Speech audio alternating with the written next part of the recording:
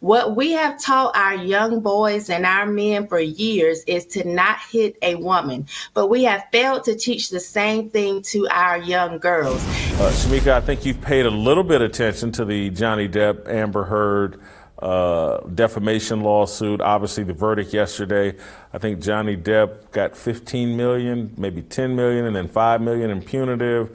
And then she got like 2 million against his agent, perhaps. But I think Johnny Depp at most can get like $10 million after whatever. But he won clearly. And the root somehow, and this is a perfect segue off of what Royce and I were talking about, the root somehow managed to turn the Amber Heard, Johnny Depp thing, two white people bickering over defamation, into a headline and a story that said Amber Heard verdict sends message to black women. What was that message?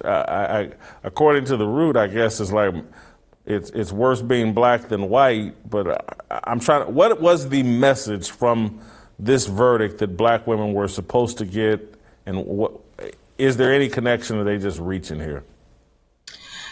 So this definitely isn't what the root meant, I'm sure, but I think it does send a message to all women. But since we want to talk about black women, let's talk about them. The message that it should send is to keep your hands to yourself. What we have taught our young boys and our men for years is to not hit a woman, but we have failed to teach the same thing to our young girls. And what I have noticed is how violent black women have become over the years. So since they want to talk about black women, let's talk about it. Let's talk about how we notice how black women like to stand toe-to-toe to a black man. They're so disrespectful that they feel like they can stand toe-to-toe and test him to see how far they can actually push him or how much they can push his buttons.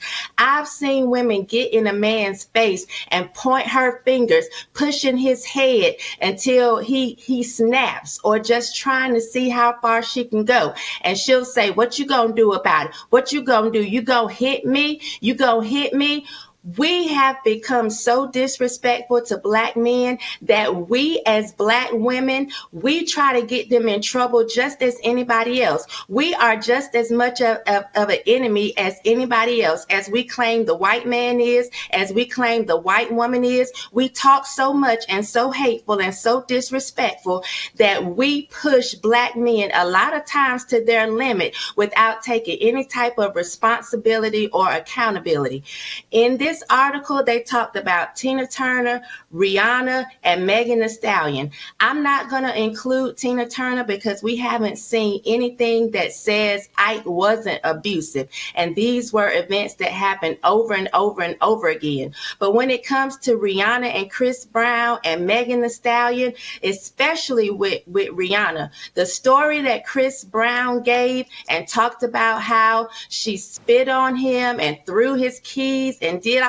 We do that a lot of times as black women, and it is time for us to learn that we need to keep our hands to ourselves, stop lying, take responsibility, learn how to pull back and stop pushing men to the brink of violence. We do that a lot.